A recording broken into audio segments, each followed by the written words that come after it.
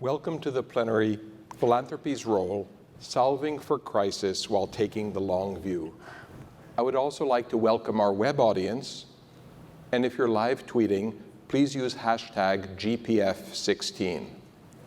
I thank Jane Wells and her colleagues for creating such a welcoming community. This is a lot more than a conference to me, and I've been inspired by the degree to which people have been opening up and sharing their personal stories with courage. I think of Women's Voices BBC and many of the other discussions, and I have a confession.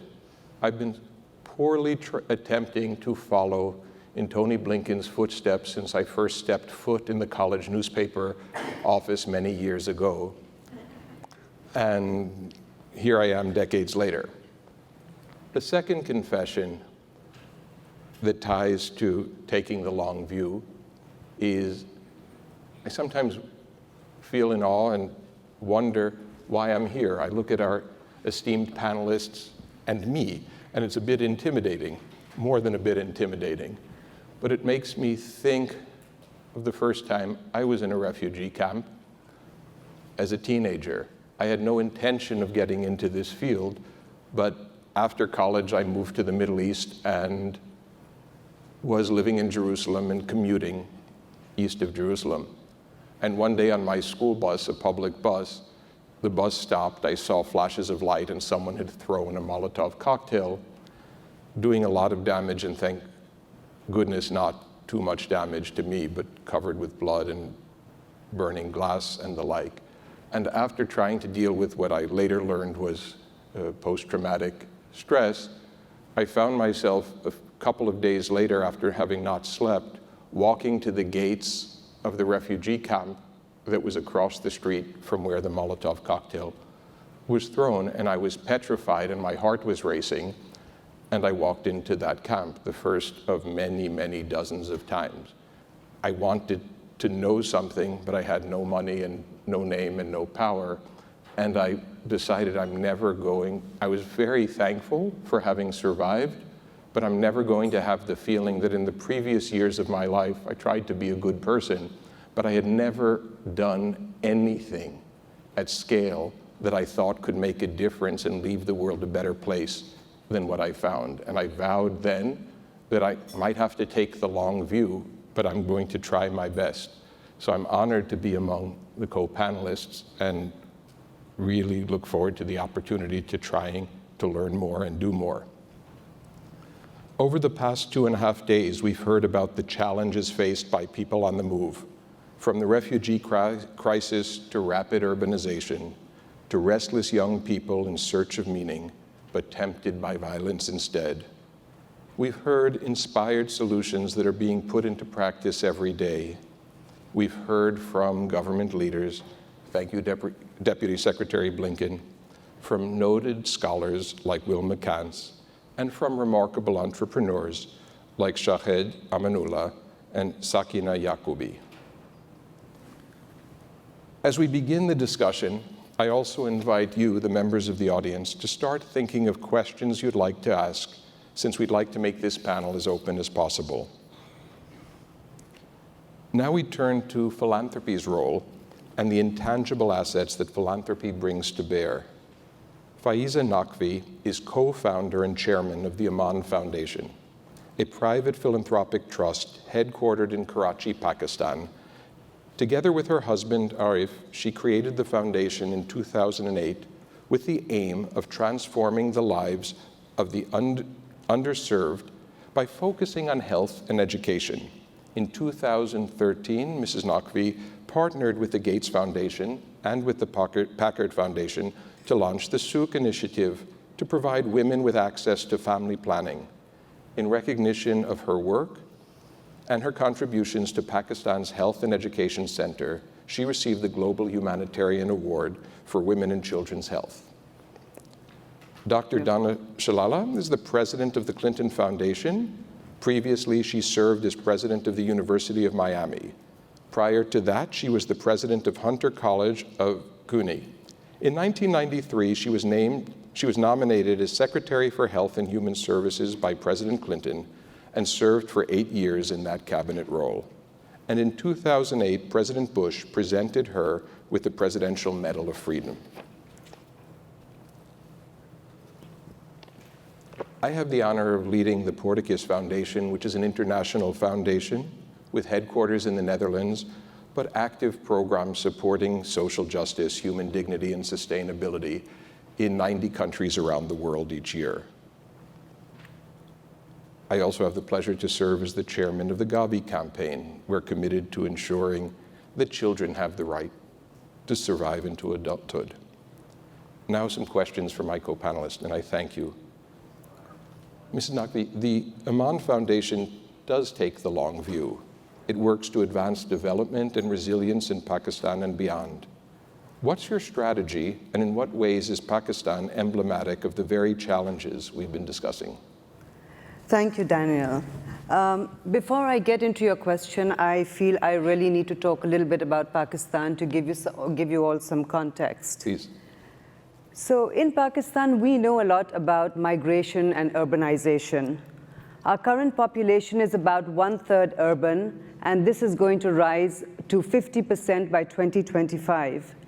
Now, most of this urbanization has occurred due to migration. After all, Pakistan was formed in 1947, and we had millions of migrants who crossed the borders from India to Pakistan. At this point, we have 1.5 million Afghan refugees who are registered living in Pakistan. We also have hundreds of thousands of internally displaced people who have moved to urban centers from the rural areas. Why? This is all to escape war, insecurity, natural disasters, and to seek new livelihoods as well as access to basic human services and civil services. So in a way, Pakistan is emblematic of the very challenges that we are facing in the world today and that we have been talking about in the last 2 days. We have high urban unemployment. We have a lack of adequate infrastructure. We have limited social sector capacity. Our literacy rate is below 60%. Families have limited access to basic healthcare services.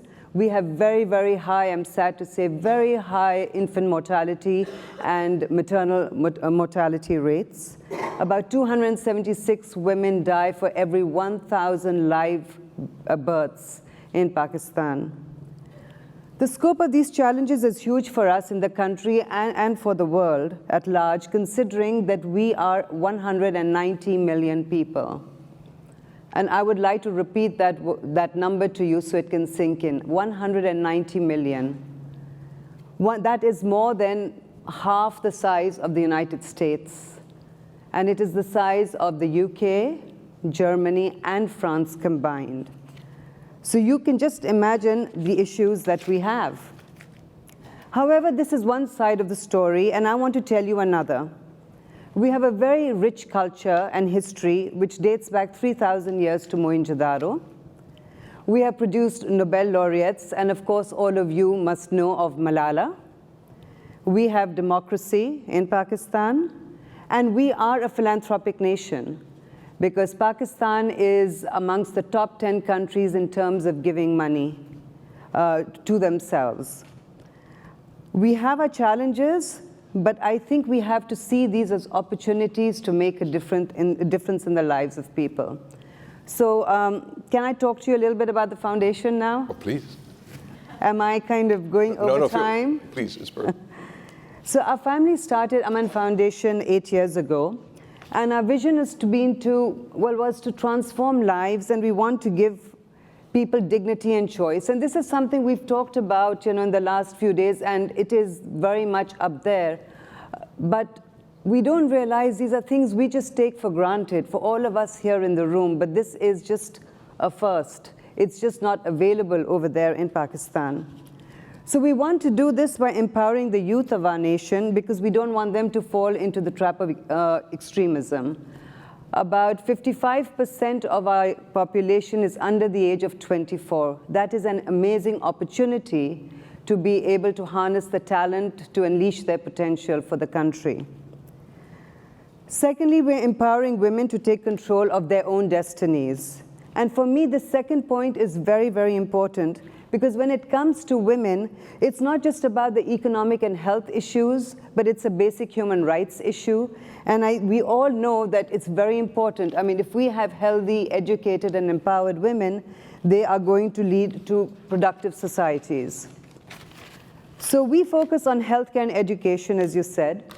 In education, we focus more on the youth, and therefore it's about vocational training. As I said, that we have so much of our population is under the age of 24, and it's really important to give them not just a technical skill, but we want to be able to transform their lives. So we do soft skills training along with that. And that soft skills training will include a second language, includes computer literacy, hygiene, etiquette, how do you wear a tie, how are you going to get a CV together, and a lot of mental counseling as well. So far, we've had about 10,000 students who have passed through our doors in the last 5 years. And I'm really happy to see that they're doing well, because it's important for us. We do industry mapping, and we align ourselves with the needs of the private sector, so we ensure that there is placement, and we help them with placement. The healthcare system, and I promise I won't take much more of your time. The healthcare system, we've tried to create, again, an ecosystem. So in emergency services, we identified a gap for ambulances. I mean, again, you take it for granted here, an ambulance is going to have life-saving equipment. In Pakistan, an ambulance is a people carrier. There is nothing else in there. So we came in with a fleet of 100 ambulances with all the life-saving equipment. Of course, we didn't have trained paramedics, so then we started our own in-house training institute, which is called the Urban Health Institute, and we're doing that. We have a telehealth service. It's like a one-stop call to get medical advice for those people who can't make it to a hospital or a clinic, and for even the urban woman, or it could also be rural, but trying to kind of take it out all over Pakistan, who just needs to call and ask about fever, diarrhea, dehydration. A lot of mental counseling also happens over the phone, and we have practitioners sitting there in the call centers. We have a community health worker program where we've touched the lives of 100,000 people so far, and every 6 to 7 weeks, the community health worker goes back. Everything is written in on a smartphone, so if they also call in, it's a very inclusive system that way. Then you mentioned the Sukh initiative, which is our family planning program with the Gates and Packard Foundations. And again, we are working with a lot of local service providers to be able to provide all the products. There is also a mental health initiative. So this is the way in which Aman has been trying to tackle the immediate challenges we have in Pakistan. And we do this today because the long-term future of our country is at stake. And more importantly, the lives of 190 million people hang in the balance. I know full well that our country suffers from very negative perceptions, but I can assure you that this is far from being the reality on the ground. We should never view the world just through CNN. So I invite you to come and visit Pakistan, to visit us in Aman, and please let me know, because we would welcome partners to join us in our call for action. We need to create a catalytic impact. Things need to be sustainable, they need to be scalable, and then we need to have systemic change in the system. Thanks. So I get a little passionate and to go on a little bit, so perfect. Sorry about that. But no, I'm very grateful. And Dr. SHALALA, the Clinton Foundation is also focused on long-term development, both in the US and abroad. But through the Clinton Global Initiative, it can aggregate and guide capital to address some of the immediate needs we've been discussing throughout the conference. Mm-hmm. Share with us some of the initiatives that are aimed at addressing the migrant crisis in the frontline states, like Jordan, Lebanon, and Turkey, please. That was remarkable, right. By the way. I was thinking as you were talking about refugees that I actually spent 3 summers early in my career working in the UNRWA camp in Saida in Lebanon, which was a searing experience as part of my own development as a professional. The Clinton Foundation, of course, reflects the energy of a remarkable ex-president, which means that no crisis goes unheralded if there's something we can do. And whether it's a crisis, the refugee crisis, or Haiti, long before the earthquake in Haiti, we were working in Haiti because of the hurricanes that impacted Haiti. So we had been there since 2008, or the tsunamis. And in those cases, President Clinton often joined with President Bush to raise millions of dollars and then to pass that money on to NGOs that were working in the communities. In the case of Haiti, we actually stayed. We had been there since about 2008. The president and Mrs. Clinton had gone there on their honeymoon, and they have a deep commitment to Haiti. So in the case of Haiti, we not only played an important role, I believe, in providing emergency supplies and the backup for so much of the health system that had actually collapsed during that time, whether it was trucks or attracting someone to provide cell phones for the workers that were trying to literally rebuild Haiti. We stayed with long-term initiatives, and every single one of those initiatives had to be sustainable. The president and Chelsea now are not interested in just going in, providing charity, and then leaving. They're interested in economic sustainability. In the case of Haiti, it was developing supply chains so that we could help the women artisans of Haiti, not simply to rebuild and to do what they wanted to do, but found sources for their products. So West Elm was one of our early partners, who now has serious contracts with women artisans. Some of the papier-mâché products that you see on the West Elm catalog are made in Haiti, as well as Christmas ornaments and other things. Tom's, the shoemaker, was one of our partners. We have a number of partners that actually contract with the businesses, and that makes a difference in terms, and we often provide the credit so that they can get the supplies and then fulfill those contracts. We also have worked with smallholder farmers in Haiti, and I'm giving you an example of where we did both the crisis as well as the long-term commitment. The small farmers, smallholder farms that provide peanuts for the peanut butter factories in Haiti. Apparently Haitians eat a lot of peanut butter, and they also are going to begin to export them.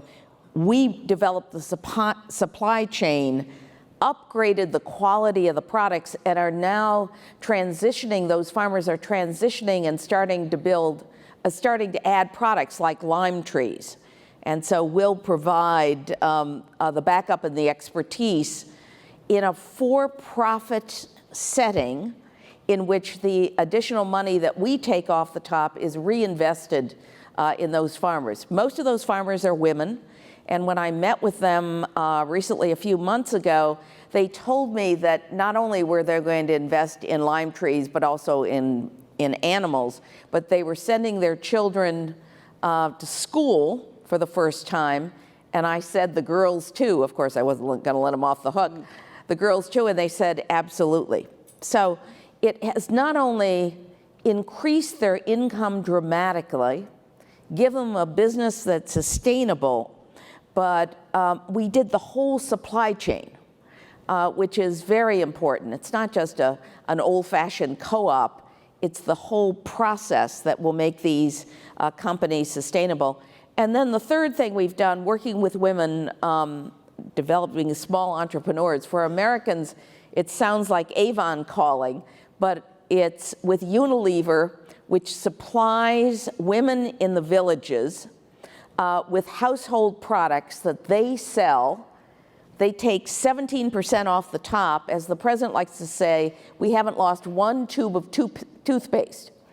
And again, the supply chain the women selling products in their villages, because all of them can't go to the market every day. So they run a small shop out of their homes, supplied by Unilever, and they take a percentage of that off the top. That's a project that we also have in Peru, are introducing in Latin America, and will be introducing in Africa. In every place where we work around the world, once you get beyond the actual crisis, we're trying to develop sustainable enterprises, ones that can survive long after we have left, and we're trying to work ourselves out of jobs. In the case of the Syrian refugees, let me just take a few minutes. We've used one of our initiatives, which is called CGI, which many of you know. The Clinton Foundation is made up of a series of initiatives. The centerpiece is the Clinton Global Initiative, which most people know about, that allows us convening power, not in this case to deliver the service directly, but to find partners and to put together corporations and not-for-profits, often unusual partners, to do some good in some part of the world and to have a major impact in the end. And so we have started our call to action in the Syrian refugee crisis, built around the Jordanian royal family and the Jordanian king in particular, who asked the president to intervene. We have actually been working on the refugee crisis for almost 3 years now, and over 25 commitments have been made. Thousands of refugees have been impacted in the areas of health and education and energy, and we're pleased to be part of the global network to try to get more resources in. And as Tony Blinken pointed out, this is a very fragmented system that we have.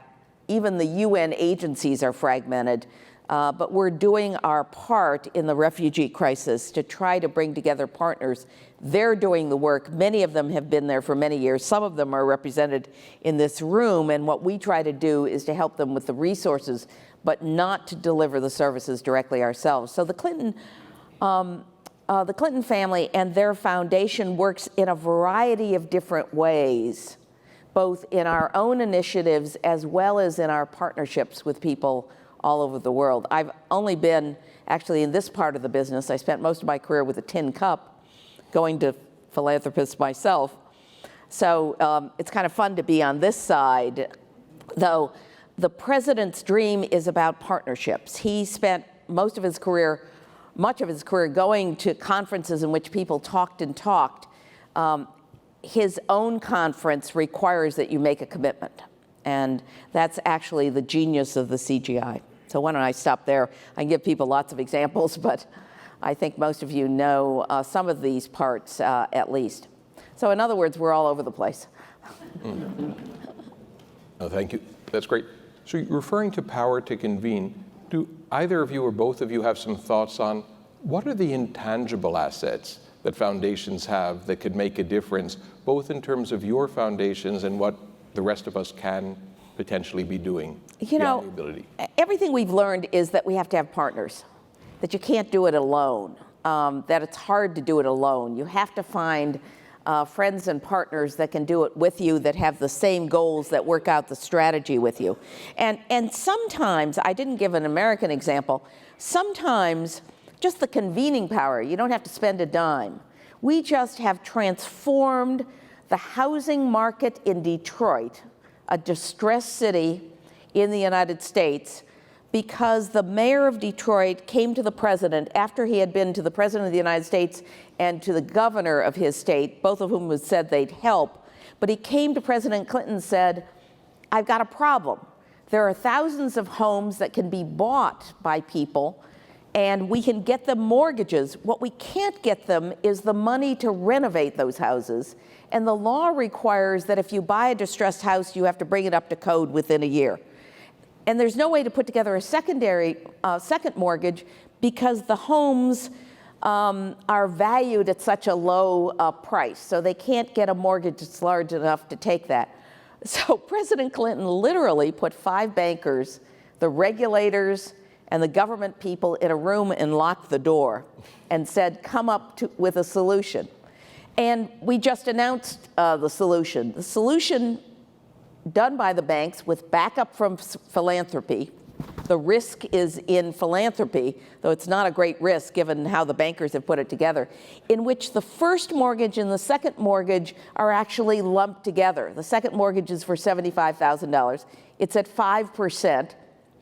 And the banks are all going to offer the same product to thousands of people that want to buy homes. And the stock actually in Detroit's pretty good. I'm from Cleveland, and I know the Midwest pretty well. The stock are brick homes. They're in good shape. So by combining the two, people will be able to purchase at a very low cost the house and will get the second mortgage to do the renovation. And for the first time, the banks aren't competing against each other. They're all going to offer the same products and with the same kind of paperwork, with a PR campaign run by the city of Detroit. All he did was lock them in a room. I can think of some of these countries where him locking some people in the room might be as helpful, actually. Excellent strategy. Mrs. NAQVI. Well said, Donna. Perhaps Only an Arab like me can get away with that. Perhaps that's what we should do. We should close these doors and ensure we get some commitments, even if it's just coming and visiting Pakistan. So, but in terms of intangible assets, I mean, I completely agree with you. I think it's really important. The way we kind of see it, I feel it's about focusing on three different things. One, you're talking about your human capital development. So you're talking about talent management, whether it's internal or external. So whether it's about schooling, education that way, or it's about the people you actually have in your organizations, and also about sharing all that and all your knowledge with the other sectors. So we have, for example, we do management training programs for our staff. We also run a program called Aman Leaders, which is for graduate students, and they come and spend 2 years with us after graduation, and it's like doing a mini kind of MBA in the social sector. And then, of course, you've got the role models of all your graduates and people, all the consumers who are availing of the facilities that we are offering. And building bridges and an integration of resources, partnerships between the government, the philanthropists, the foundations, the private sector is very, very important, because it's only through collaboration and partnership that we're going to be able to achieve scale and to have that, create that systemic change and sustainability, as you were saying. And that leads me to capacity building, because that's what we're doing. That's what you did in Haiti.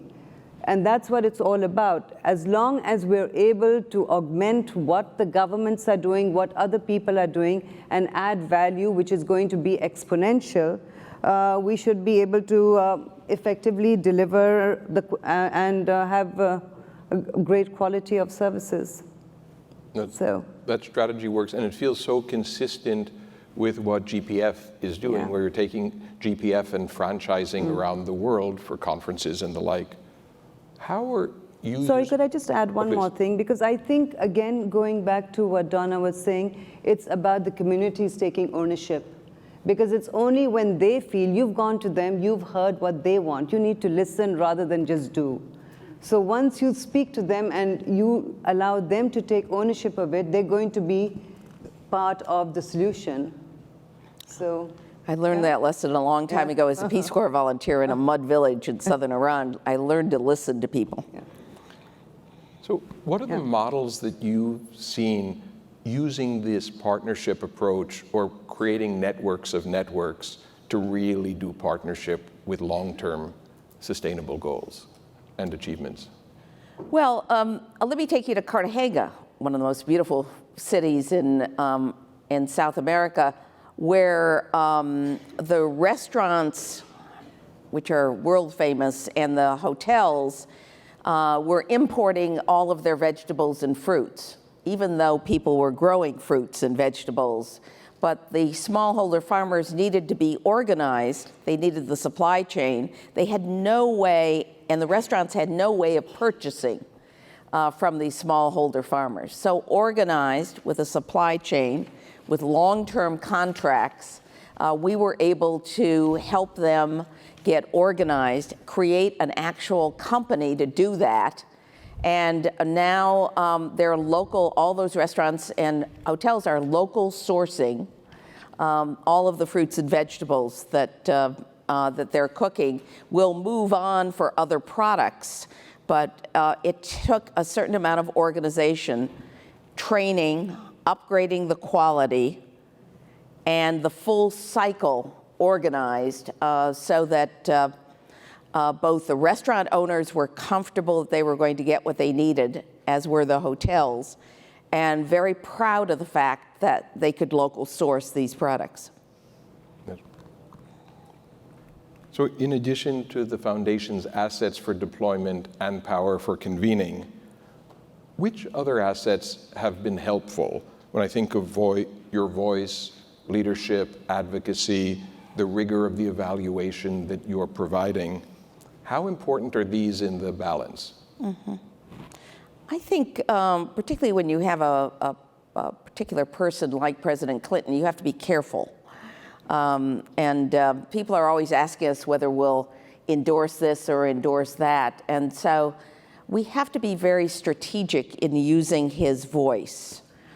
Most recently, we've been having a conversation about the fact the World Health Organization is changing its protocols on delivering AIDS drugs. We're actually going to be able to cover much larger percentage of those who are ill or may get ill with the existing treatment money. But that requires that people change the order in which they deliver the drugs. It will require some retraining of health workers. The sequencing is basically going to change. The question is, should we use the president's, more than one president's voice to talk to the heads of state in the African countries, for example? And we're having a discussion about that. Just to alert them that this is possible will actually change our approach to HIV/AIDS dramatically and allow us to use existing resources. And that's the kind of conversation we'll have. We're interested in changing the world. We're still interested in changing the world. The president wants to lift 100 million people out of poverty. So to do that, we have to be careful not to nickel and dime our own organization and to select out those issues that we work on, much like everyone in this room.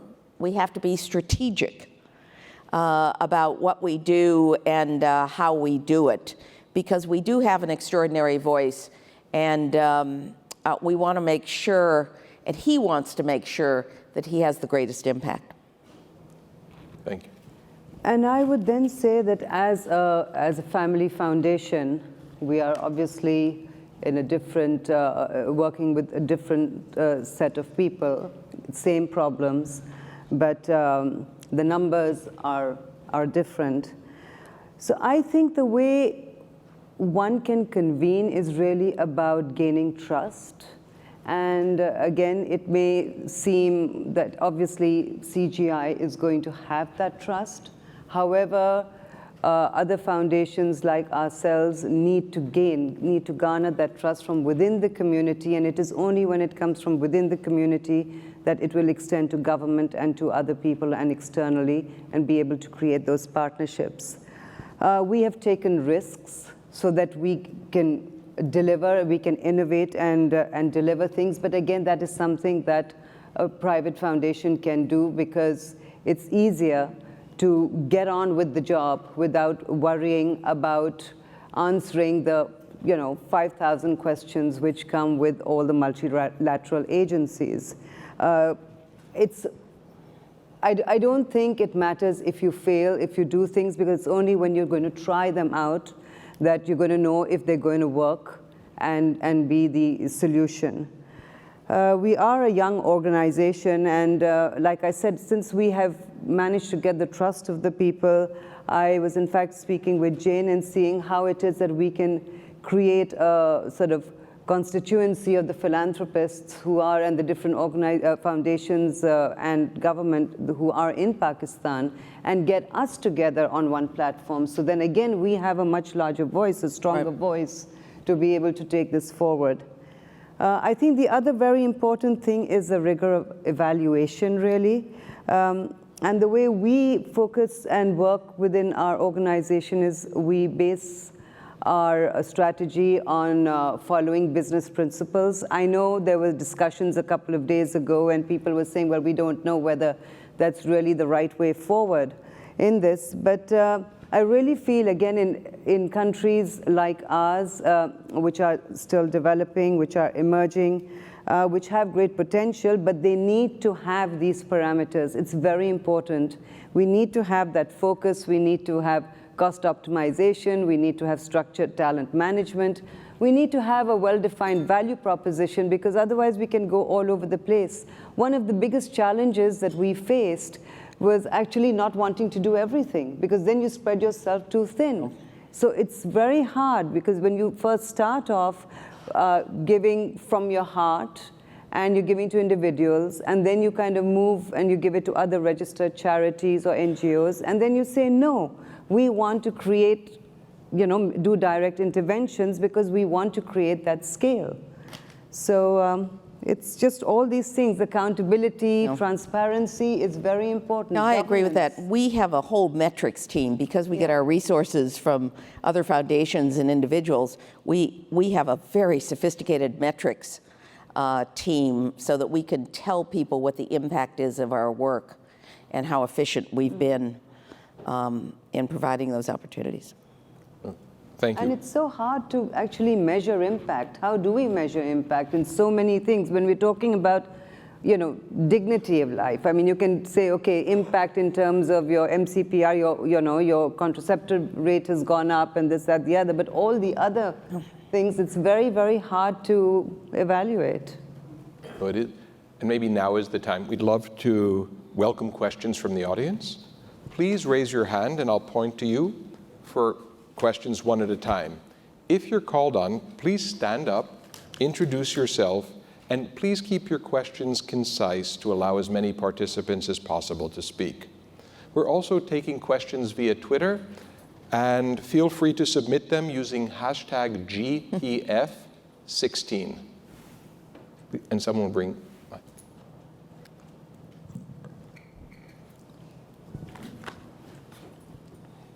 Hello, I'm Andrea. I'm from Brazil. I work at EDIS. And this session wants to talk about solving for crisis while taking the long view. I believe the long view for this big wave of immigration is to improve the quality of life they have in their own country, so we can avoid them to go out. And I wanna hear of you. What are you doing, or what are you thinking it's possible to do to make maybe a global pact to press governments or to press NGOs or to improve conditions of life of these people who's running out of this own country? Go ahead. Donna, would you like to? No, Because go ahead. it's more about refugees. Well, I think what we are doing, I mean, that is really the basic thing. No. It is about improving the quality of life. We can call it, we're giving them dignity, respect. It is about improving the quality of life, whether we're going to talk about the refugees, the migrants, whether we're going to talk about the underserved and disadvantaged people within the community. So that is something which needs to be there, and again comes back to the fact that we need to, like you're saying, perhaps there should be a global pact. But that's what we want to do. That's why we are at conferences like this, and we want to be able to reach out. We want to network for the reason of finding synergies between our organizations. Yeah, and I think when Secretary Blinken spoke, he talked about the concentric circles, and one of them was clearly to keep people in place as close as you could and improve the quality of life, both in the camps as well as in the countries that they had migrated to, being careful of the politics that always comes through on whether the migrants are getting more services than people in the country. And I thought he had a pretty sophisticated way of talking about that. So inequality is an issue that all of us in our own countries need to deal with to provide opportunity. The mobility of people when they're leaving a crisis is one thing, but I think working on inequality in our own countries is obviously a centerpiece for all of us. Thank you. Any other questions? Please.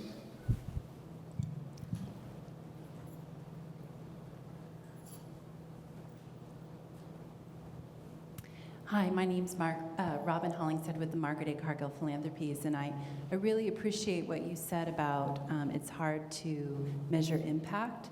And so I'm just curious, and when you take the long view, as our foundation is trying to do, how do you have to really define the impact before you measure it. So could you give an example, a concrete example of, in one of your areas of that long-term investment, how you're defining the impact, and then how do you go about measuring that? This is a very interesting point, because it suggests before you start a project, you actually start to think about what will mean success in that project, whether it's the number of people affected, the income of those people, the number of children as a result who have been able to get an education, the number of people you've lifted out of poverty. And I think, and as a social scientist, I always want to anticipate in the design of any program how we would define success. And at the Clinton Foundation, we try to do that both before and after. We also try to do outside evaluations where we can. We just had an outside evaluation on our Alliance for a Healthier Generation, where we've got 30,000 schools that serve healthy lunches, have exercise programs, and in which we've eliminated the sugary drinks in the machines. It clearly had an impact on those child's lives. And we have some real measures on what impact it had had. I'll actually tell you a funny story. The president told it the other day. He went to one of these schools, but it was for a rally for Mrs. Clinton. But he was very proud that he was in one of our healthy schools. And someone fainted, so the EMT guys ran all over the place. They couldn't find a sugary drink in any of the machines. The president said, "Oh my God, we're killing people." And they finally found some orange juice. So I've outfitted the campaign people with some, we don't talk to the campaign, but the people that travel with them, with some packs, just in case that happens again. But there we had an outside, and we had an impact. And in that case, we're looking at obesity and trying to bring down the obesity numbers. We have an agreement with McDonald's to eliminate the Coca-Colas that go with the children's meals and French fries. And so 70% of the McDonald's children's meals that are now bought in this country have apple slices and milk. Now, once you start working on the fast food aspect, as well as healthy schools, you can see the rolling impact. Childhood obesity is very gradually coming down. I can't say it's both of our projects, but it's a lot of different things that are going on in this country. And with President Clinton, I worked on the tobacco issue. We dramatically changed the smoking habits of American children through that campaign. So there are a lot of different ways you can measure, but some things you can't measure. Some of the cultural things you can't measure. So my view is measure everything you can measure and then take credit for all the rest. Thanks. Do you have a, No, okay. So one question here and then here.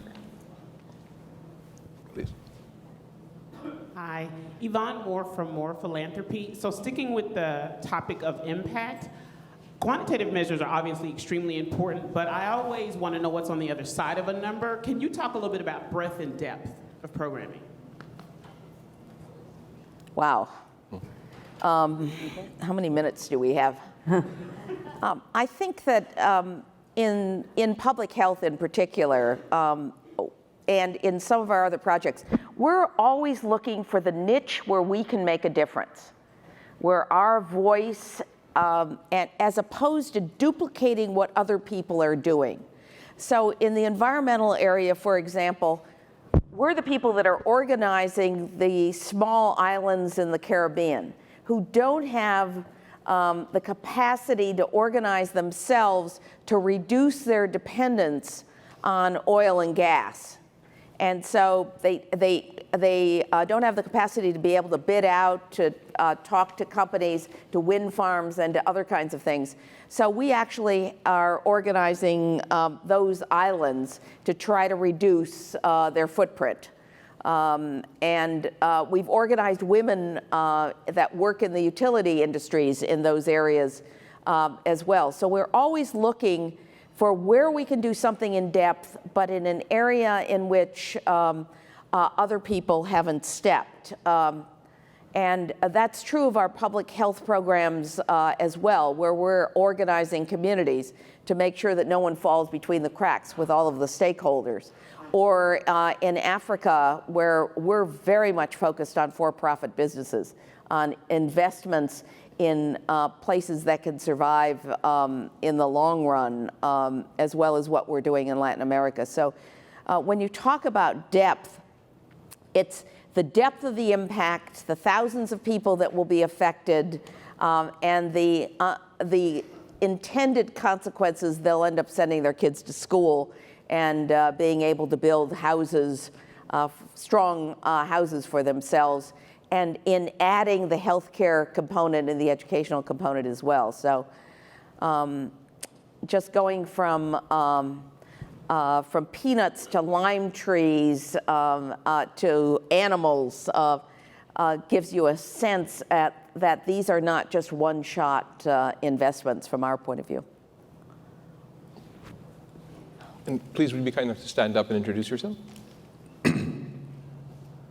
Aleem Walji from the Icon Foundation. I just wanted to say that this notion of measurement, I think, is really important, but I think it's important to also use the adage that don't only do what's easy to measure, but to do what's important to do, right?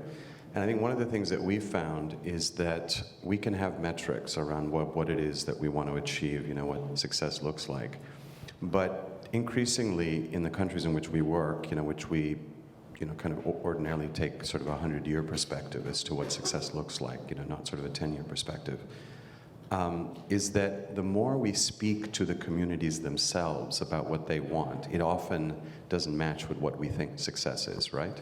So just as an example, when we went into certain areas in the Middle East and we looked at health, education, housing, water, et cetera, what we came up with ultimately is a quality of life, sort of a set of indicators.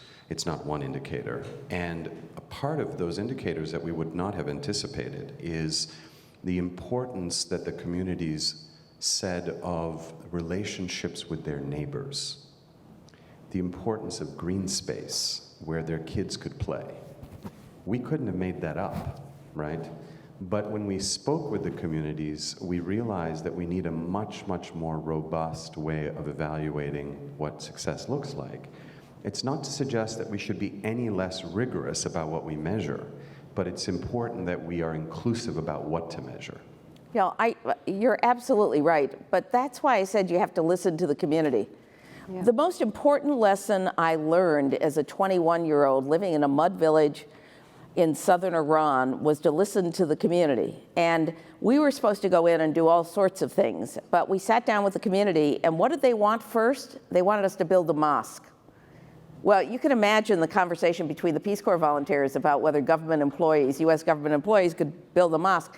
We finally figured out that that the government of the United States didn't even know where we were, so we built the mosque. That was what the people, I should put it on my resume. But that's what the people in the village, that sort of gave them confidence to move on to sanitation systems, to school systems, to other things. It sounds apocryphal, but that's what I've learned in development. Now, it's got to be a combination of both. But at the end of the day, President Clinton always says that the people that we're working with are just as smart as we are. They just don't have the kind of resources, and that we've got to listen first. Well, I think taking on from that, I mean, that's what it is. It's about giving them ownership and making them know that they are in control. That's what they want. They don't want us to go there and say, oh, this is what you need. They need those things, but there are other more pressing issues. So whether it was the mosque where they wanted them to build the mosque to perhaps understand intentions, or it could be about, you know, us going and talking about getting a vocational training and getting someone to come in to attend our course.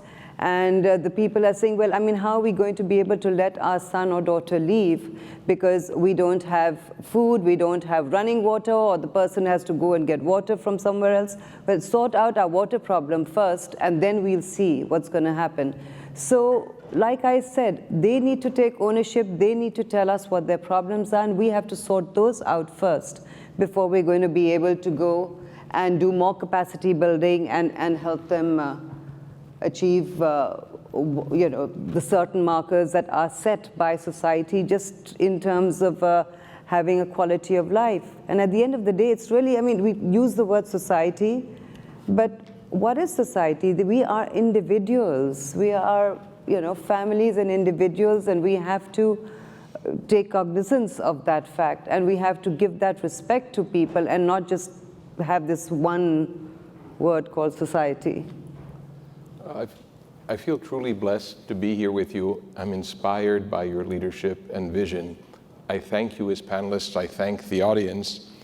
And as we're now nearing the end of the 2016 GPF conference, please stay with us as we welcome Jane Wales back on stage with some closing thoughts. Thank you. Thank you, Donna. Thank you. That was fun.